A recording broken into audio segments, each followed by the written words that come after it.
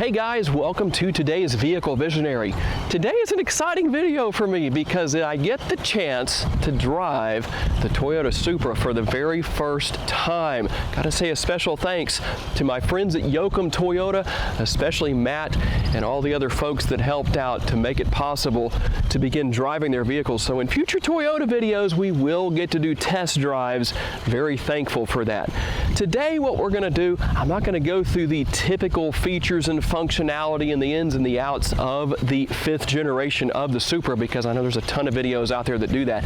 But what we're ultimately going to focus on is how the car handles, how it drives, and what the differences are between the 382 horsepower 6-cylinder that's under the hood of this particular model and the 255 horsepower 4-cylinder, because there is quite a difference in the horsepower to weight ratio between the two. So it will be very interesting to see how they compare, as the 6-cylinder version weighs 3,400 pounds. That's curb weight without me in it. I weigh about 175, and the 4-cylinder weighs, I believe it is 3,181 pounds.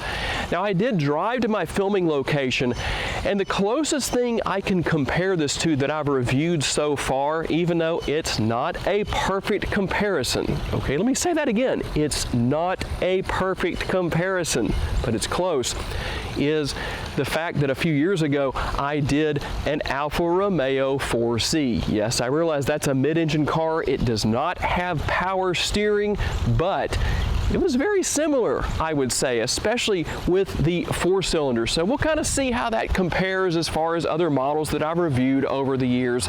But mainly we're going to be looking at the comparison between the 6-cylinder and 4-cylinder models. Let's talk about exactly what this is just a little bit before we hop out on the road.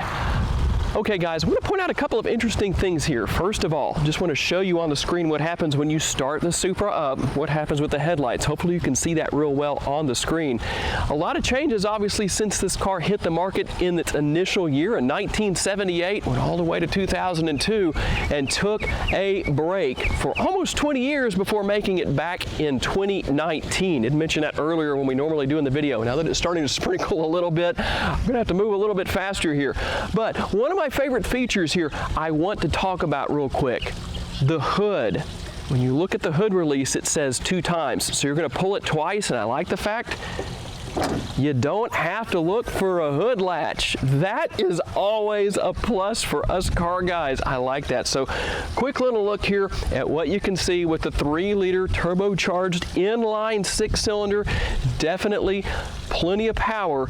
More horsepower than you had last year. I believe it was making 335. Now we're up to 382 horsepower, 8-speed automatic transmission.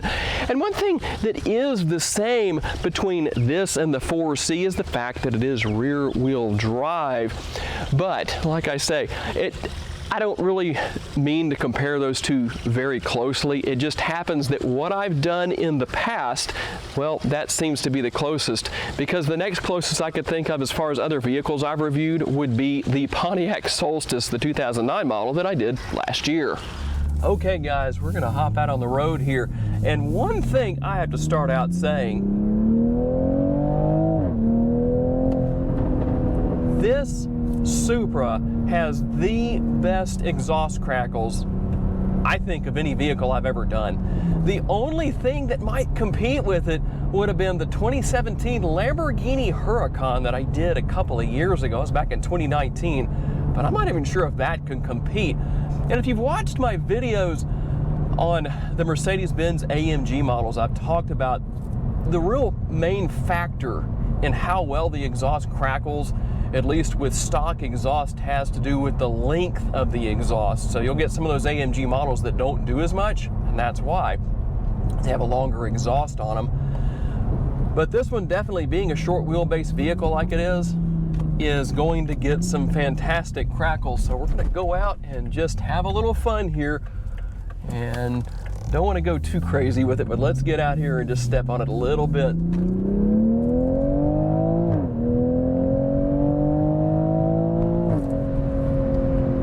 Wow.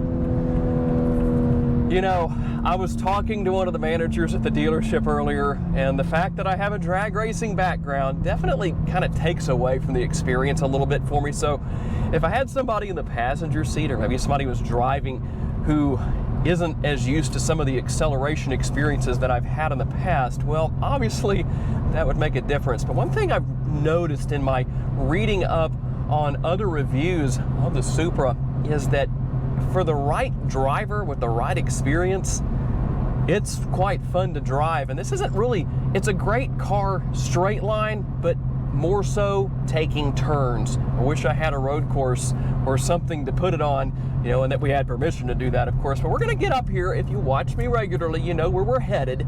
We're gonna go up here to my favorite place to take corners. And so far, the best cornering experience I've had where we're headed in a test drive, believe it or not, was with a Porsche Macan Turbo. Not something I expected, but we're gonna downshift here. I'm gonna let it downshift on its own.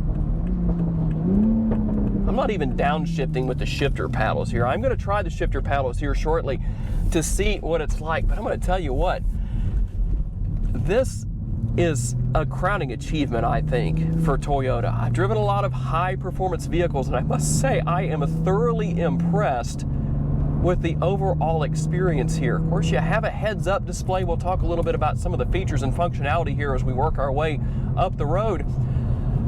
But you have a very nice heads-up display that gives you the information you would expect to see. And of course, I'm going to have that speed limit indicator, the traffic sign recognition blinking at me a little bit.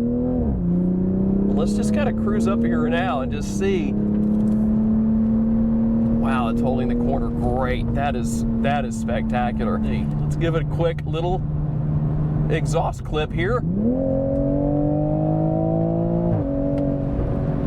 Boy, that is spectacular. I mean, I gained 20 miles an hour, boom, just like that. It's the reason why I don't have the speedometer on the screen. But here we go. We're gonna take this corner pretty good here. I'm not gonna take my foot out of the pedal at all. Now, this is a rear-wheel drive car, so it is going to corner great. Wow, oh my goodness. Holding it like nobody's business and just accelerating out of the corner. Okay, the Porsche Macan just went to second place. That is the fastest I have taken that corner, and I looked down at the heads-up display, and my goodness, you can probably hear the excitement in my voice. I didn't even feel like I was going as fast as I was. That's how stable this Supra actually is. I am absolutely blown away. Now, I don't know if this was a wise decision or not to do this one first before I go back to the dealership and pick up the 4-cylinder version for our comparison. Okay guys, I said we were gonna do a test with the shifter paddles. Let me slow down a little bit here.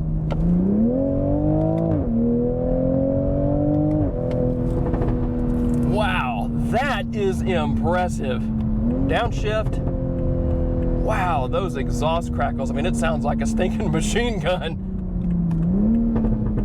And the thing I like here, the shifter paddles respond so well.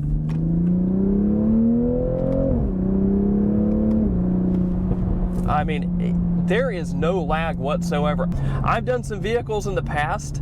You pull the shifter paddles, you could count, literally count. Maybe not 2 or 3 seconds, but you know, you could count. And literally, it was that long. With the Supra, it's instant. That's impressive. Anytime a vehicle does it that quickly as far as the shifter paddle response to the shifting of the transmission goes, that's impressive. Okay, we've switched cars, and I just wanted to cover a couple of things real quick here. Of course, you're gonna find the same transmission, the 8-speed automatic, same driving modes, all that stuff. You can put it in sport mode or you can use normal. Sport is the best. Everything pretty much the same here with the exception of what's under the hood and what it's putting out, and the price. So if you're saying maybe you don't want to spend as much, this car comes in under $50,000, at least this particular model does, about $48,000 and some change at Yokem Toyota. 255 horsepower, 295 pound-feet of torque. Still a lot of fun to drive, but we'll see what the actual comparison is, at least based on my personal opinion. But I want to share one thing with you about this particular model that I couldn't share with the 3-liter version that we did earlier. This is the nitro yellow exterior color. Toyota is very specific in naming the colors of their cars. A lot of thought goes into that. This is a good example of that because nitro yellow is based off of the fuel run by top fuel dragsters and fuel burning funny cars, nitro methane, that has a yellow tint to it. If I can find a picture, I will show you that on the screen. But I think that's pretty cool that that has to do with the name of the exterior color on this particular Supra. So let's see what the comparison is between the 3-liter 6-cylinder and the 2-liter 4-cylinder. Okay guys, you know, I really have to say, you just about have to experience this for yourself because of the fact that my racing background definitely makes a difference in how I take in the acceleration of a vehicle. I had a lot of fun, obviously, with the 3-liter, and you could definitely tell there was a lot of excitement in my voice. Now, obviously, there is over 100 horsepower difference between the two models, but let's just do an acceleration test here and see what happens.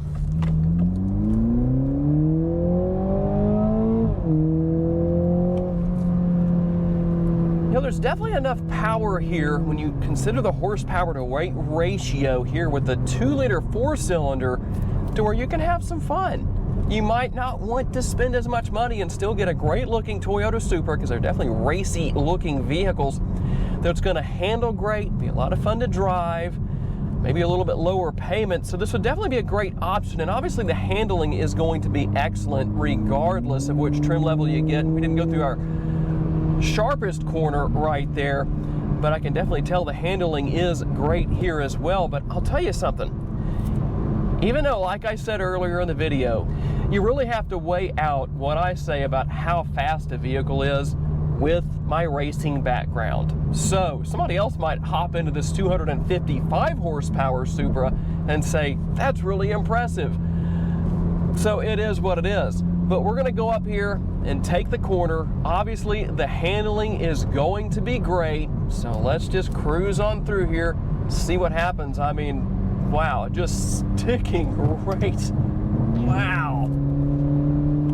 Okay, I was 1 mile an hour faster than I was with the 3-liter version that we did earlier, and the handling was actually just as good. Now, one thing I didn't talk about earlier, the bolstering in these seats is excellent for going through a corner like that. If you're going to track a Supra on a road course, it's definitely going to keep you in place. I tell you what, I could really feel the G-forces going through that corner, and I really started to accelerate further into the corner than I did with the black Supra that we did earlier with that larger, more powerful engine.